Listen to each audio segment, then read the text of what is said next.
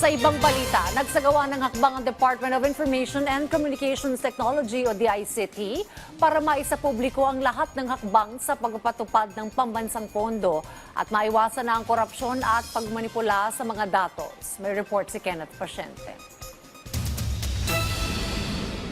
Sa layuning maitulak ang transparency sa pagpapatupad ng 2026 national budget, i-integrate na ng pamahalaan ng blockchain technology at ang pambansang pondo ng bansa. Dahil dito, magkakaroon ng pambansang budget ng permanente at tamper-proof digital record mula pag-aproba ng Kongreso, paggastos ng mga ahensya, disbursement hanggang reporting. Ibig sabihin, ang bawat galaw ng pondo ng bayan ay may digital proof na hindi maaaring palitan, burahin o manipulahin kahit magpalit pa ang administrasyon. Hindi lang ipinapakita ang impormasyon, iniingatan din niya ang katotohanan. Walang iisang system o tao ang may hawak ng katotohanan. Lahat po tayo. Baga, para pong transparency server sa kapanahunan po ng eleksyon, kung naalala nyo. Lahat ng pagbabago may bakas o may traceability. Kahit sino pwedeng mag-verify kasi available to the public. Kahit ilang administrasyon na ang lumipas, hindi lang short-term visibility yan. Generational na po yan.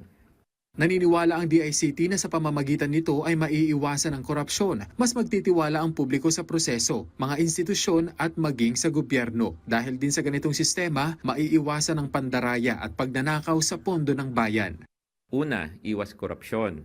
Kapag ang budget ay may permanenteng digital record na hindi pwedeng baguhin ng palihim, mas mahirap madaya, mas madaling manangot. Ikalawa, alam ng tao kung saan napupunta ang pera. Mas malinaw, mas nasusundan, mas nasusuri mula pag-apruba hanggang paggastos. Mahalaga din pong sabihin na ang ginagawa natin ay para sa pang-araw-araw na karanasan ng Pilipino. Kung pinoprotektahan natin ang national budget laban sa katiwalaan, pinoprotektahan rin natin ang bawat Pilipino para sa mas maayos at mas ligtas na serbisyo.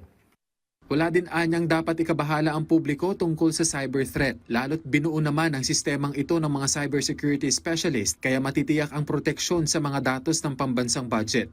To date, right now, yung chain itself, wala pa akong alam na na-hack. Usually, ang na-hack yung mga surrounding systems around it. So it's a cybersecurity first system. It was designed to be secure from the start. Inilunsad na rin ng DICT ang Transparency Portal para sa access sa national budget. Kenneth Pasyente para sa Pambansang TV sa Bagong Pilipinas.